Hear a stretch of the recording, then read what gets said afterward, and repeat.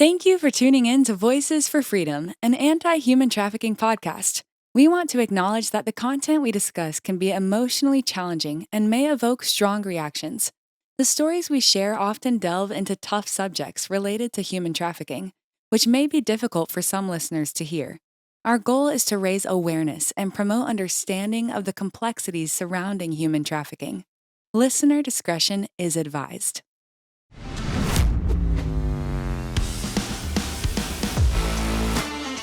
Coming up on Voices for Freedom, an anti-trafficking podcast. We worked with several people that were on the streets that said that they had been approached by people looking for sex. Situation that was happening is you would have somebody that would come in for the Super Bowl. They're driving down the streets and they're saying, oh, that person, maybe I can give them $100 and take them back to my hotel room for an hour and then send them off. I remember talking with one buyer and during the Super Bowl time, and his justification was that person looked like they needed money. I just provided them with finances.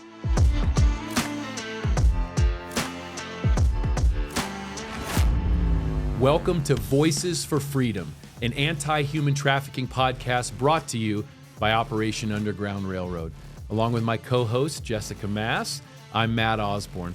We have had so much fun over the past several weeks with different episodes. I know you got a chance to host some. And today we're going to be talking about the Super Bowl and whether the Super Bowl is the largest human trafficking event in the world. Some say yes, some say no. But we're going to talk about that just for a few minutes. And what we're really going to focus on, though, is regardless of whether it is or not, what does trafficking look like? How do traffickers take advantage of the vulnerabilities of their victims? And most importantly, what is it that fuels this all around the world? It's the demand side. So Jessica, I will just ask you, because again, we look at some of our former partners here, we respect a couple groups. International Justice Mission asks, is the Super Bowl the largest human trafficking event in the world? Agape International Missions has a spotlight on human trafficking. Is human trafficking increase around the Super Bowl? And then there's an article I saw on Yahoo News saying, it's time to retire Super Bowl sex trafficking stings and myths. So why don't you kick us off, just if someone were to ask you the question, Jessica, based on all of your experience working with victims and survivors over the years, is the Super Bowl the largest human trafficking event in the world? Yes. So what I would say to that is sometimes the debate takes away from the actual issue. Yeah. And the issue is are there vulnerable people that can be exploited during these types of situations? And I know we're going to talk about demand later, but you look at a large sporting event where there is a demand there. There's people there that want to exploit other people for sex. And so when you look at the foster care system, for example, you have kids that are aged out of the foster care system that are living on the streets that are in survival mode in general. And there's a lot of people that will exploit those vulnerabilities and use them for sex. You have people that are trying to provide for their children that are also in vulnerable situations, and people will come and exploit them for sex. I could go into lots of different vulnerabilities as to why somebody might be exploited, but the issue is you take all of these, primarily men are the demand, right. Not to say that they're the only people that are the demand. Vast majority, we have to call it for what it is and say for what it is. So you have all of these men coming in for a sporting event, and they are looking for different situations to exploit somebody's vulnerability to have sex with them. So then you have traffickers that say, I have all these buyers coming in.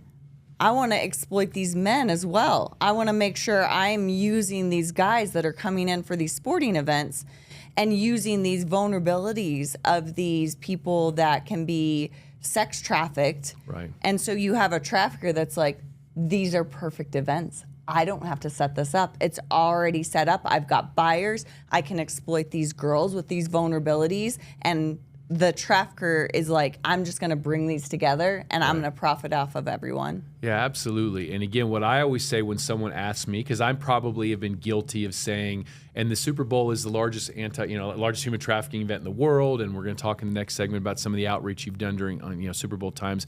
But what I say is, look, it's just this percentage of men who would exploit.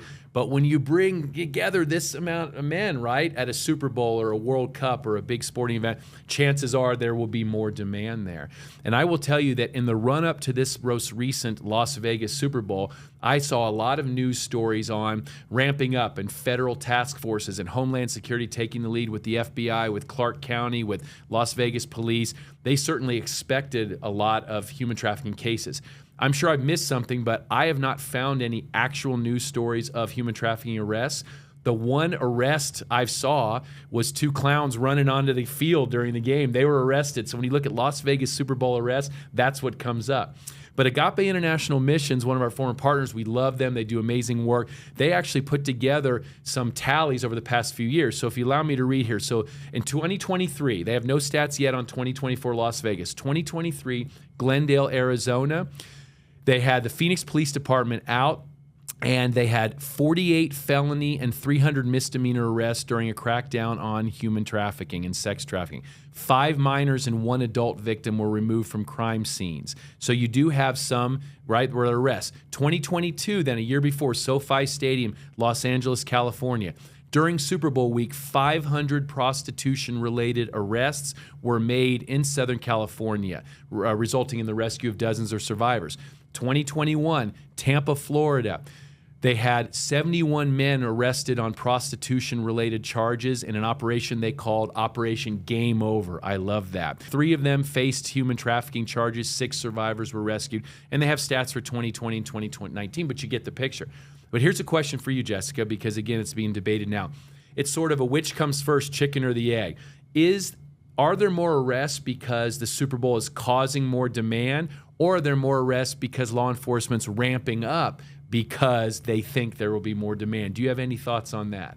Well, I think it's a fair question to ask, and I could see somebody falling on either side of those things. But I would say if you're having law enforcement ramp up on all of their interventions, why? Where did that come from? Was that just a myth that somebody made up and then law enforcement responded to? Right. My experience would say that when you have vulnerabilities, someone's gonna try and exploit them if there's a buyer. Right. And so I think that the awareness that came to the event, like the Super Bowl, came from there being traffickers that were exploiting somebody's vulnerabilities because there was buyers. Now, when I was a kid, I don't remember hearing about this. We watched the Super Bowl as a family every year, and I don't remember hearing anything. So I can see how the Super Bowl event planners and everybody that's putting the Super Bowl on would be very upset. They're like, we have this event. It's an American event. We have millions of people watching. Stop saying that we are creating human trafficking. Right. But I would say to the Super Bowl event planners and everybody involved in the Super Bowl, if they are actively saying, let's make sure that this doesn't happen versus we don't want the negative attention and press, then there could be bringing together of the organizations, the anti-trafficking organizations, the law enforcement, and the Super Bowl. So that would be what I would think would be the best solution, is to bring everyone together. Yeah, absolutely. And again, I would say that when you have an event that brings together a lot of men, and maybe it's guys groups and guys weekends, and maybe their bachelor parties and other, I think there's going to be still a lot of demand. Now, remember, too, this being in Las Vegas where, there's a lot of a tolerant zone there. And again, I know they'll say prostitution isn't legal there, but it's certainly in a lot of ways decriminalized, I would say, or certainly allowed. So how do you look at something like a Las Vegas Super Bowl where almost anything goes, right? And again, not slandering Las Vegas, but that's kind of the image. And then you see some of these other cities. But to give equal time, so again, this Yahoo News article, it's time to retire Super Bowl sex trafficking stings and myths. They say sex workers call to stop the stings. So they said that a group of sex workers, I never really like those who just try to champion and say, look, these women are out here, they're kind of pushed. I would think that maybe they were being put up by some of the organized crime groups, some of the others exploiting them. What is your thought when you see a group of women? Again, we don't slander the women. We support the women. We support the victims and survivors.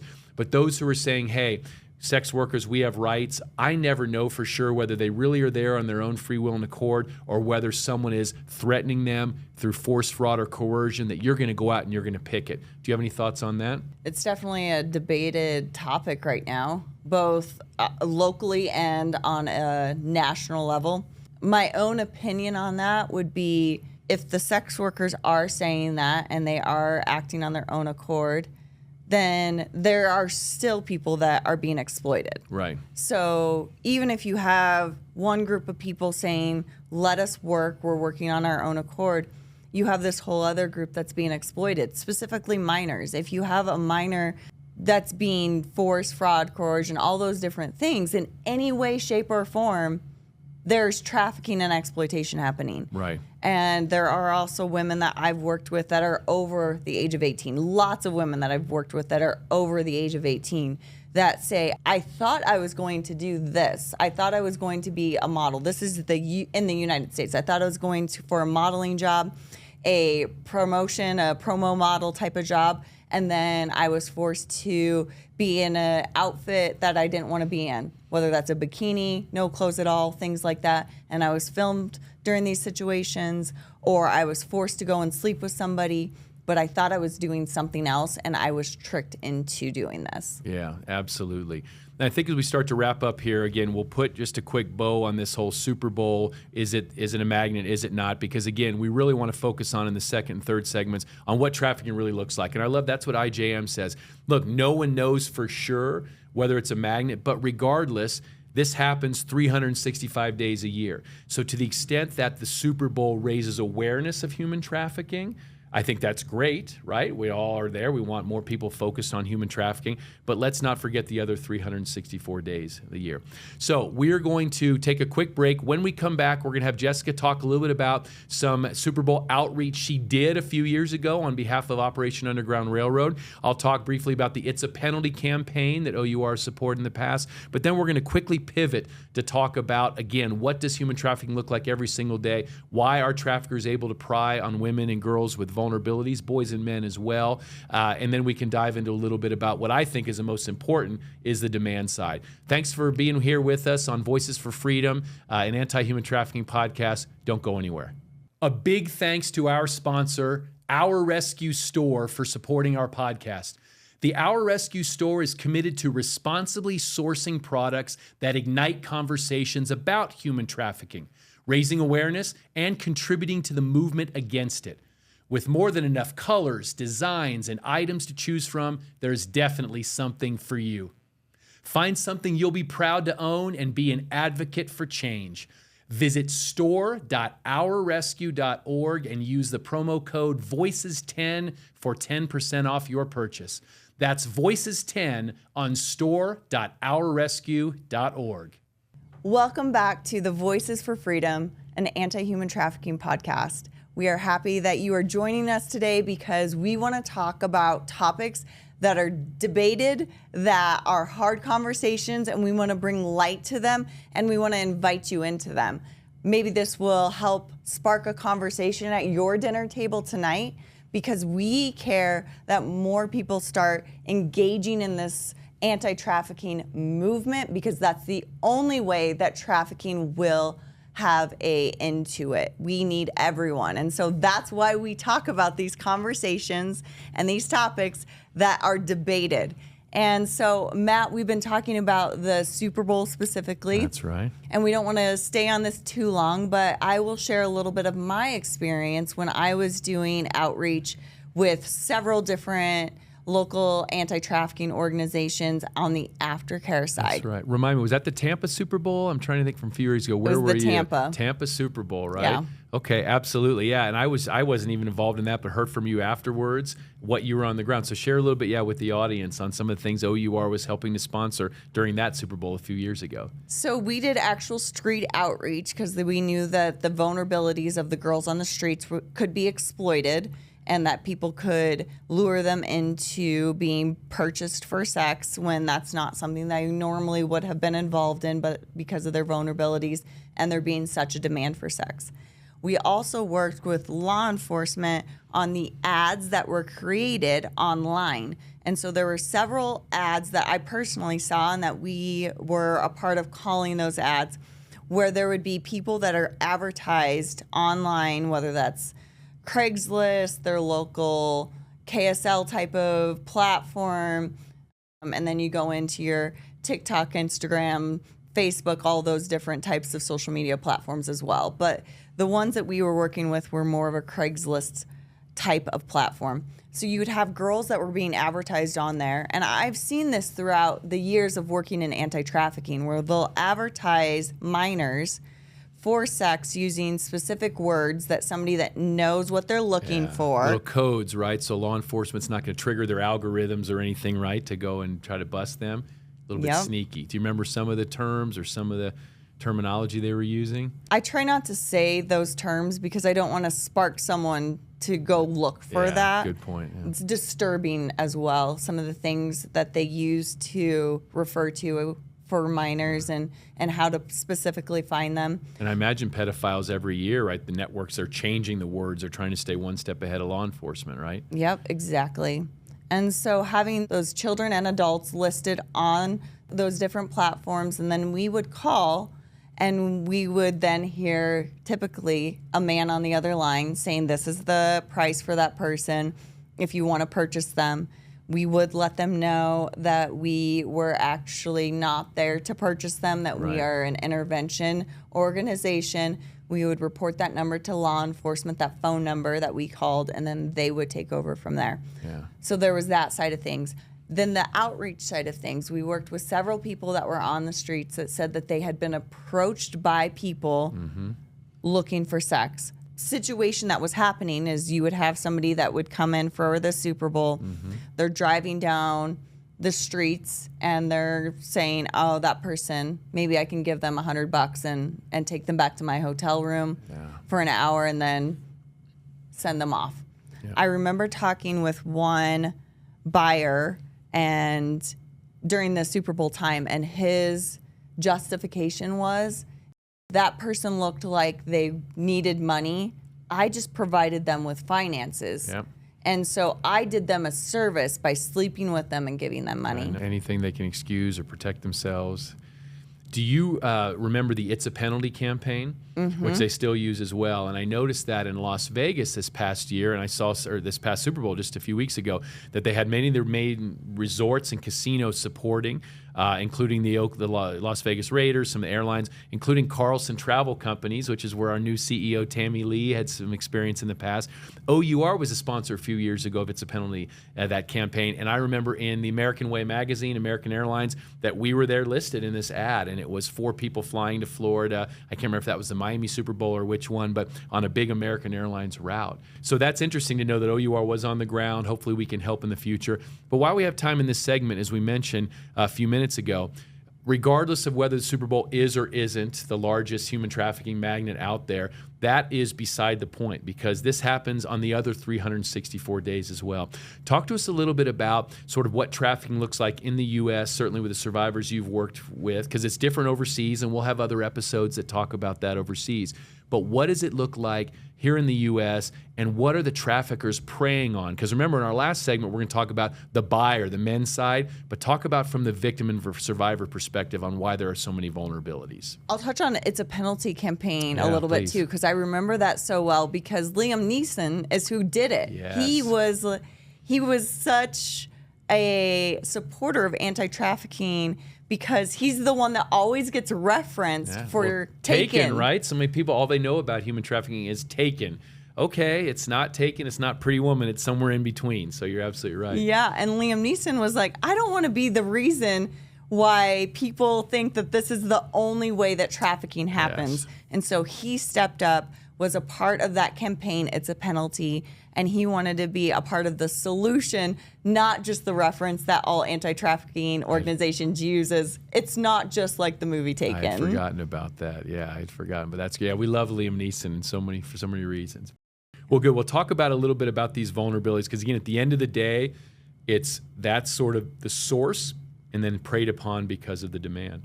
Yeah. So in the United States, like we mentioned, it's not just like the movie Taken. Right. And Liam Neeson agrees.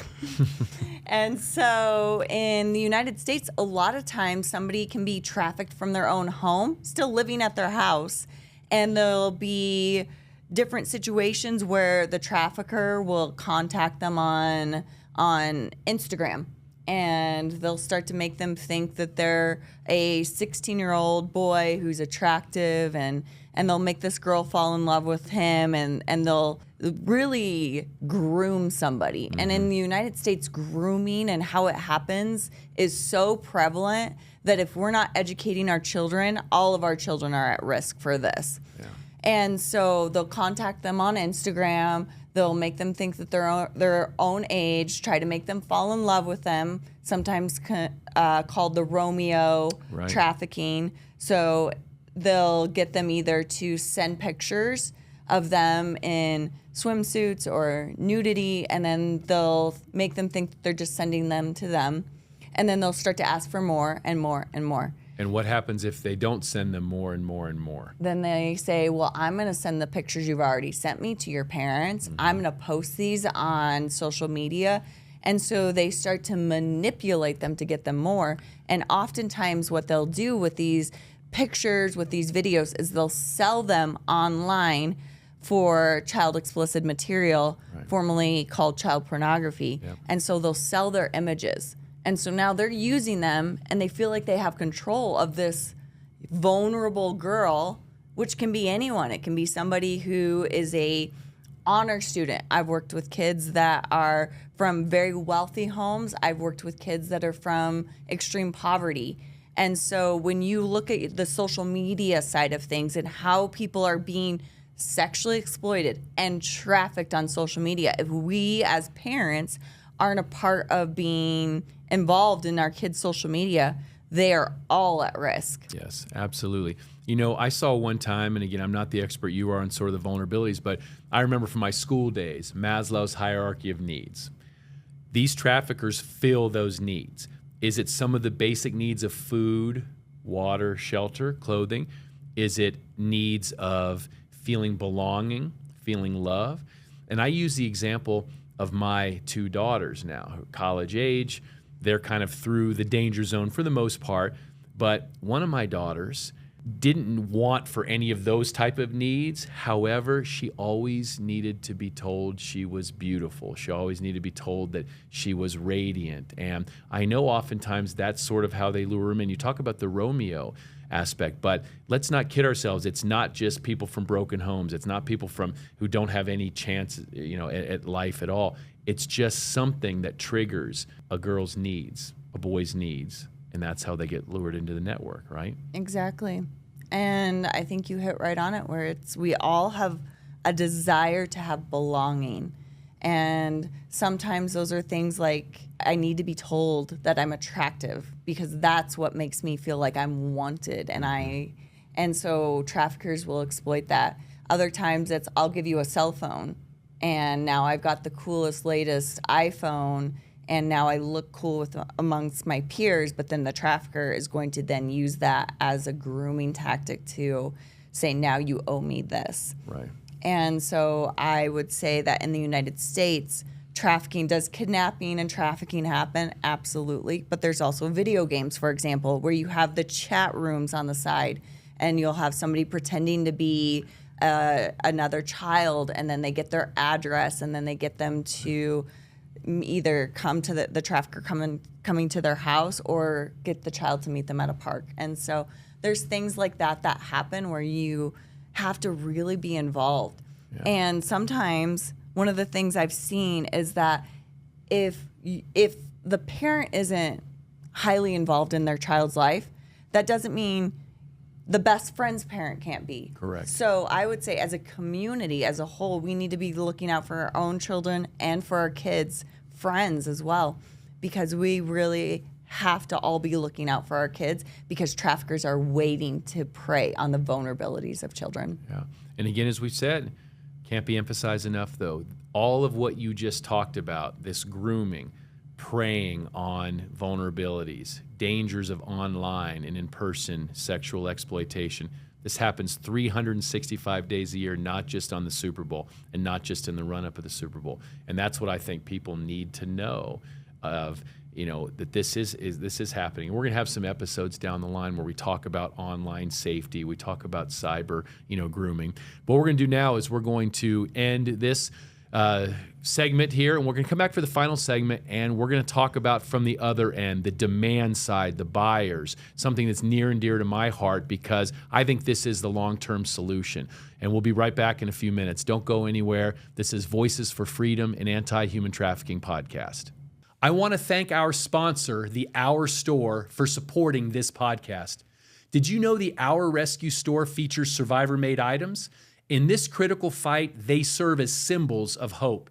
By choosing to purchase one of these beautifully handcrafted items, you will impact the healing journey of survivors and help them reclaim their lives in the process. We encourage you to shop survivor-made items on the o.u.r Rescue website. It might only be a few dollars to you, but it makes a world of difference to them. And in case you need any extra motivation, use promo code VOICES10 for 10% off your purchase at store.ourrescue.org. That's VOICES10 at store.ourrescue.org. Welcome back to the Voices for Freedom podcast. We are so happy that you're here because we are talking about the Super Bowl, we're talking about vulnerabilities, and we're going to talk about demand now. And you might hear in our voices, Matt and I get very passionate about this because traffickers are not afraid to go after vulnerabilities of these victims and then survivors. And so we have seen firsthand all these different situations where traffickers are intending to groom your children, whether that's during an event or during their normal lives online. And so, Matt, I know you've worked a lot with the demand side, and you have gone after that very strongly and with a lot of passion. So could you tell us a little bit about the demand and the work that you've done, and also why do you care so much about that side of the issue? Yeah, this to me now is what really gets my passion going, because this is the long-term solution. And as we empower law enforcement to rescue and rehabilitate victims of trafficking around the world, focused on children, we're starting to ramp up now an awareness program more, because that's the long-term solutions I mentioned. And I've worked this issue from the CIA, Department of State, from the policy side, intelligence side, leading o.u.r. rescue operations, working with you on aftercare, now in this type of awareness raising. But what I've seen clearly is, and again, this you can't overemphasize this, if there was no demand, there'd be no supply, right? There'd be no need for trafficking victims. And we talked earlier about the trafficker, because it's three legs on a stool. There's the trafficker, himself or herself. There's the victim, right? And soon, hopefully, the survivor. But then there's the sex buyer, the John, if you will, right? And apologies to any of you out there named John. That's just what they're called, the Johns. And that's where we really need to start focusing on long term. I've had a chance to work in the past with a couple of organizations focused on that. There's a great group in Dallas called New Friends, New Life. They have something called the Man Kindness Project, where they reach young men. But think about it in this way.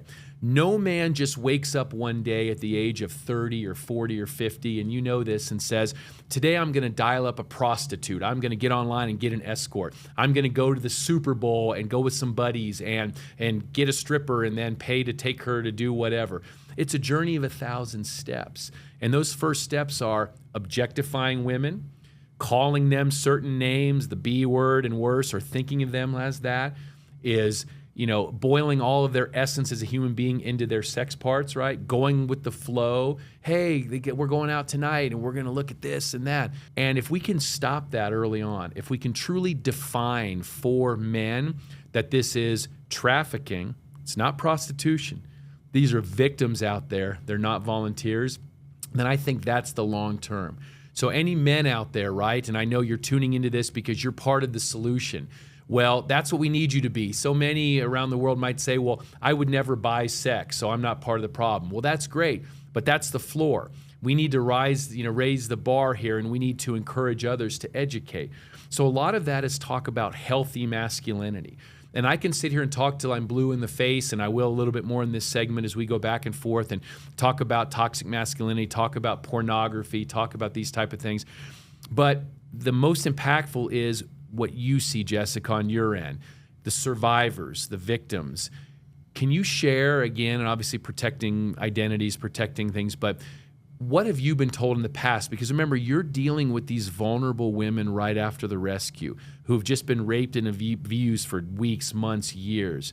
What do they say about the clients? Because that's what I want this audience to realize is the clients, they're all of us. They're from all walks of life.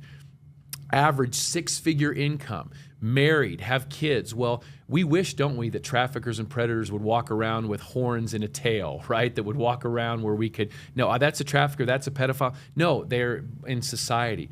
So help us a little bit to understand who was on the other end of that purchase when you see these wonderful angels, these vulnerable women come out of this situation of sex trafficking.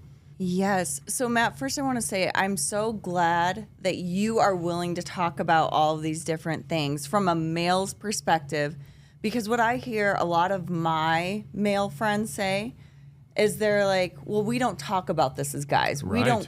We don't bring it up. We don't call each other out on these things, when in reality, these are the things that guys need to be leading the conversation with each other on. Right. So you touched on pornography, for example. A lot of times people don't realize that when they are engaging in pornography, who that person is on the other side. Mm-hmm. And I've worked with so many survivors that were tricked into this, both minors and adults. And people think like, oh, they're a consenting adult in that pornographic video. Well, one of the girls I worked with, she was told that she was going to have a modeling job in California. She was taken to California. She went on her own accord, buying the flight, showing up there, thinking, I get to be a model. That's so exciting. What happened is that she was then drugged. She was forced to be in these pornographic videos. She was told that if you don't look like you're enjoying it, then you're going to get the beat out of you. Mm-hmm. And she saw some of the other girls that didn't look like they were enjoying it in this pornographic video. Wow. That's on a major porn site. So these videos went to a major porn site that had consequences that have come to them more recently. Yeah, good. But you think about this girl thinking that she's going to be a model, shows up, gets drugged, forced to be in these pornographic videos, and then you have the demand side of people looking and engaging in these videos, and they have no idea that she struggled with wanting to end her life and had attempts of ending her life. Her entire social network now all knew about her videos. Yeah. She had people coming up to her on the street saying, I saw your video. Oh my gosh, and treating her like a piece of meat on the streets because they're like, oh, you're just a girl that was in a porn video. Yeah. I can now objectify you now as well. And her life was completely destroyed. She's had to rebuild it from the ground up. And I imagine that the majority of those men looking at her, watching her in the porn video, either didn't know or didn't want to know that she was there of her own free will and accord. And, you know, pornography, and that's something I've been hugely advocating against. And again, not as some, you know, fuddy-duddy moralist, but just seeing that this is now a national health crisis when you think about it. And I use myself as an example, right? It's a little embarrassing, but it doesn't make me look good. But I'm 52 years old. I can't remember what I had for lunch the day before yesterday, right? True story, the day before yesterday. But right now, I can remember and vividly, if I close my eyes, I can see the pictures, the images in the first Playboy magazine I saw when I was in 5th grade. 5th grade, and I can still see those pictures. And that was when it was on a glossy paper, just images. Now it's video and audio. It's on demand. It's racist. It's misogynistic. It's homophobic. It's violent. It's children. And that is what's so addicting. But as you, as a consumer of pornography, I'll just say, you have no idea when you're reading or watching if those victims on the other end, or let's say this way, if those participants on the other end want to be there or not. And what you just mentioned, and how many times have we heard and seen stories that either victims and survivors were forced to make pornographic videos, or that there was porn being shown all over the brothel, right, to desensitize them. I mean, do you remember some of those stories you've seen that just show this tie between pornography and sex trafficking, between pornography and child exploitation? Yeah, there's so many stories I could share that I'll have to limit it. There's girls that we've worked with that are minors in other countries that Americans have flown down to film them, and then they'll sell that child explicit material on all the U.S. porn sites. It's often been said that we're the #1 consumers and producers of pornography. Yep, we are. One story, though, specifically of a girl that I worked with here in the United States was forced to watch pornography when she was 5 years old. Oh my gosh. And that totally rewires your brain, doesn't it? I mean, like I said, you heard me 5th grade, I can still remember those pictures. Can you imagine that 5 years old watching this hardcore? What would that do to the brain? And she was forced to watch it because she was being trained to act out those things. So think about that side of the porn industry, where we have children that are being forced to watch it so that then those children have to act those things out on adult men. Yeah. And just that aspect and what it's done to her and the pain, and then trying to have a healthy sexual life as an adult with partners that, you know, whether that's a spouse, a partner, whoever, whatever that looks like, and the battles that they have to go through. Yeah. And it goes back to childhood and what they were exposed to. Yeah, no, absolutely. And I think that we should do an entire episode on demand. We certainly can do and will do an entire episode on pornography. But something that you said a minute ago that I think is important is men don't talk about these things with other men. And I'm the first one to admit that I would never challenge anyone when they told a sexist joke. And I probably told some in the past and laughed at others. And I will admit, you know, in my early 20s, 30 years ago, I went to a bachelor party and at a strip club, and I can't change the past. I can change the present and the future. So what I would say to men listening and watching is it's not an even trade. It's not a, oh, she wants my money, I want her body. She's okay with that because that's just the business she chose.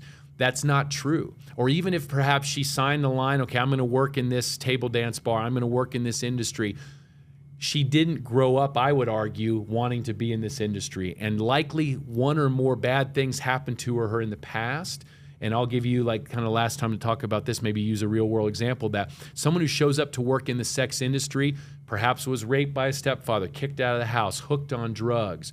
And you as the consumer of that, whether it's again at a strip club, that's pornography in my book, or watching porn, you're contributing to that. So again, you can't change the past, but let's all rally together as good men. And like I said, talking to the men in the audience, to the women in the audience, rally the good men in your life to say no to this type of thing. This is the long-term solution, isn't it? And if you want the last word on this, because I think this is so powerful. And then again, we'll commit to doing 1 or 2 episodes in the future on this because it's so important, and obviously because this is the long-term solution. Thank you, Matt. And again, thank you for your passion. Thank you for being vulnerable yourself and speaking out, because I do think men need to say, let's be a part of that solution and stop this. Yes. But also understanding the layers of how this industry is all connected. Yeah. So I appreciate that, Matt. And thank you all for listening. We've been talking about the Super Bowl. We've been talking about vulnerabilities. We've been talking about U.S. trafficking and the demand and how it all works together. And again, we're having these conversations that are very difficult because we want to start the conversations that then happen in your homes and in your lives. And we want to help rally together for this movement to stop human trafficking and stop sexual exploitation. So thank you for joining us on the Voices for Freedom Anti-Trafficking podcast. I'm here with my co-host, Matt, and we just are so grateful for you guys for showing up for these conversations. Thanks for listening. Did you enjoy this episode? If so, please leave us a review and subscribe wherever you listen to podcasts. If you have ideas for future episodes, email us at voicesforfreedom@ourrescue.org. Lastly, we encourage you to join the fight. Make a difference today by donating at ourrescue.org or text podcast to 855-944-5646. Again, that number is 855-944-5646.